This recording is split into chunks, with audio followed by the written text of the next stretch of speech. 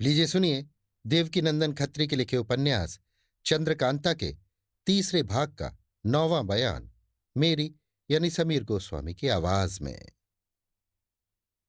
जब दरबार बर्खास्त हुआ आधी रात जा चुकी थी।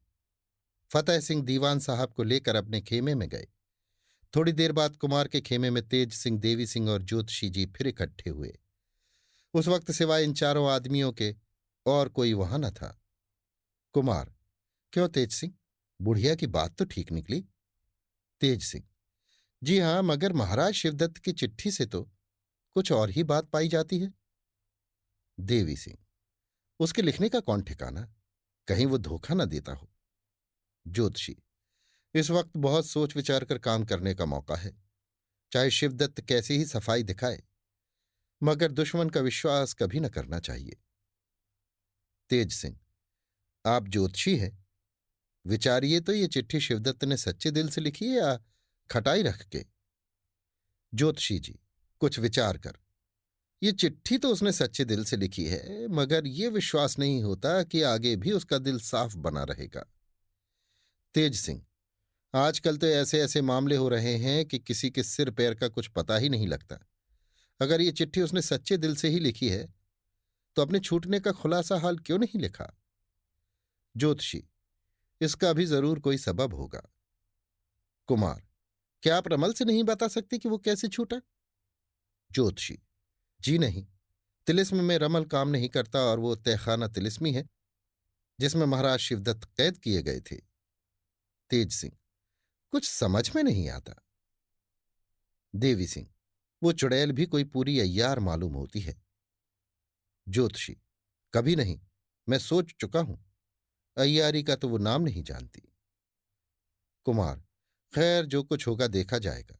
अब कल से तिलिस्म तोड़ने में जरूर हाथ लगाना चाहिए। तेज सिंह: हाँ, कल जरूर तिलिस्म को तोड़ने की कार्रवाई शुरू हो। कुमार: अच्छा, अब तुम लोग भी जाओ। तीनों अय्यार कुमार से विदा हो अपने अपने डेरे में गए। दूसरे दिन कुंवर बीरेंद्र सिंह तीनों अय्यारों को साथ ले तिलिस्म में गए। तिलिस्मी किताब और ताली भी साथ ले ली। दालान में पहुंचकर तहखाने का ताला खोल पत्थर की चट्टान निकालकर अलग किया और नीचे उतरकर कोठरी में होते हुए बाग में पहुंचे, जहां थोड़ी सी जमीन खोदकर छोड़ आए थे। उसी जमीन को ये लोग मिलकर फिर खोदने लगे। 8-9 हाथ जमीन खोदने के बाद एक संदूक मालूम पड़ा, जिसके ऊपर का पल्ला बंद था और ताले का मुंह एक छोटे से तांबे के पत्थर से ढका हुआ था, जिसमें अंदर मिट्टी ना जाने पावे। कुमार ने चाहा कि संदूक को बाहर निकाल ले, मगर न हो सका। ज्यों ज्यों चारों तरफ से मिट्टी हटाते थे, नीचे से संदूक चौड़ा निकल आता था। कोशिश करने पर भी इसका पता न लग सका कि वो जमीन में कितने नीचे तक गड़ा हुआ है। आखिर लाचार होकर कुमार ने तिलिस्मी किताब खोली और पढ़ने लगे। ये लिखा हुआ था: ताली में रस्सी बांधकर जब बाग में उसे घसीटते फिरोगे तो एक जगह वो ताली जमीन से चिपक जाएगी। वहां की थोड़ी मिट्टी हटाकर ताली उठा लेना। बाद में इसके उस जमीन को खोदना जब तक कि एक संदूक का मुंह न दिखाई पड़े। जब संदूक के ऊपर का हिस्सा निकल आवे, खोदना बंद कर देना, क्योंकि असल में ये संदूक नहीं, दरवाजा है। बाग के बीचों बीच जो फव्वारा है, उसके पूरब तरफ ठीक 7 हाथ हटकर जमीन खोदना। एक हांडी निकलेगी, उसी में उसकी ताली है। उसे लाकर उस तहखाने का ताला खोलना। सीढ़ियां दिखलाई पड़ेंगी, उसी रास्ते से नीचे उतरना। भीतर से वो तहखाना बहुत अंधेरा और धुएं से भरा हुआ होगा। खबरदार कोई रोशनी मत करना, क्योंकि आग या मशाल के लगने ही से वो धुआं बल उठेगा, जिससे बड़ा उपद्रव होगा और तुम लोगों की जान न बचेगी। मुंह पर कपड़ा लपेटकर उस तहखाने में उतरना। टटोलते हुए जिधर रास्ता मिले जल्दी जल्दी चले जाना, जिसमें नाक के रास्ते धुआं दिमाग में न चढ़ने पावे। थोड़ी ही दूर जाकर एक चमकती कोठरी मिलेगी, जिसमें की कुल चीजें दिखलाई पड़ती होंगी। तमाम कोठरी में नीचे से ऊपर तक तार लगे होंगे। बहुत खोज करने की कोई जरूरत नहीं, तलवार से जल्दी जल्दी इन तारों को काटकर बाहर निकल आना। इतना पढ़कर कुमार ने छोड़ दिया। लिखे बमुझे बाग के बीचों बीच वाले फव्वारे से 7 हाथ पूरब हटकर जमीन खोदी। हांडी निकली, उसमें से ताली निकालकर तहखाने का मुंह खोला। देवी सिंह ने कहा, अब अपने अपने मुंह पर कपड़ा लपेटते जाओ। तिलिस्म क्या है, जान जोखम है। रोशनी मत करो, अंधेरे में टटोल कर चलो। आंख रहते अंधे बनो और जल्दी चलो, दिमाग में धुआं भी न चढ़ने पावे। देवी सिंह की बात सुनकर कुमार हंस पड़े। सभी ने मुंह पर कपड़े लपेटे और अंदर घुसकर चमकती हुई कोठरी में पहुंचे। जहां तक हो सका जल्दी जल्दी उन तारों को काटकर तहखाने से बाहर निकल आए। मुंह पर कपड़ा तो लपेटे हुए थे, तिस पर भी थोड़ा बहुत धुआं दिमाग में चढ़ ही गया, जिससे सभी की तबीयत घबरा गई। तहखाने के बाहर निकलकर 2 घंटे तक चारों आदमी बेसुध पड़े रहे। जब होश हवास ठिकाने हुए, तब तेज सिंह ने ज्योतिषी जी से पूछा, अब दिन कितना बाकी है? उन्होंने जवाब दिया, अभी 4 घंटे बाकी है।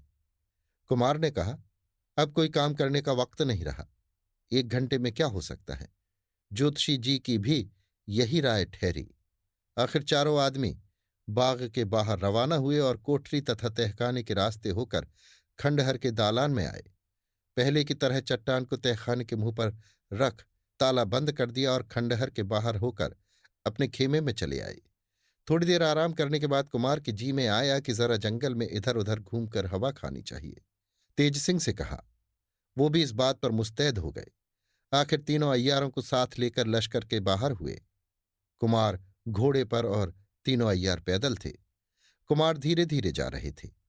कोस भर के करीब होंगे कि एक मोटे से साखू के पेड़ में कुछ लिखा हुआ एक कागज चिपका नजर आया। तेज सिंह ने कहा, देखो ये कैसा कागज चिपका है और क्या लिखा है? ये सुनकर देवी सिंह ने उस पेड़ के पास जाकर पढ़ा। ये लिखा हुआ था, क्यों, अब तुमको मालूम हुआ कि मैं कैसी आफत हूं। कहती थी कि मुझसे शादी कर लो तो 1 घंटे में तिलिस्म तोड़कर चंद्रकांता से मिलने की तरकीब बता दूं, लेकिन तुमने ना माना। आखिर मैंने भी गुस्से में आकर महाराज शिवदत्त को छुड़ा दिया। अब क्या इरादा है? शादी करोगे या नहीं? अगर मंजूर हो तो जवाब लिखकर इसी पेड़ से चिपका दो, मैं तुरंत तुम्हारे पास चली आऊंगी। और अगर नामंजूर हो तो साफ जवाब दे दो। अब की दफे मैं चंद्रकांता और चपला को जान से मार कलेजा ठंडा करूंगी। मुझे तिलिस्म में जाते कितनी देर लगती है? दिन में 13 दफे जाऊं और आऊं। अपनी भलाई और मेरी जवानी की तरफ ख्याल करो। मेरे सामने तुम्हारे अय्यारों की अय्यारी कुछ न चलेगी। उस दिन देवी सिंह ने मेरा पीछा किया था, मगर क्या कर सके। मेरी मानो, जिद मत करो। मेरे ही कहने से शिवदत्त तुम्हारा दोस्त बना है। अब भी समझ जाओ। तुम्हारी सूरजमुखी। इसे पढ़ देवी सिंह ने हाथ के इशारे से सभी को अपने पास बुलाया और कहा, आप लोग भी इसे पढ़ लीजिए।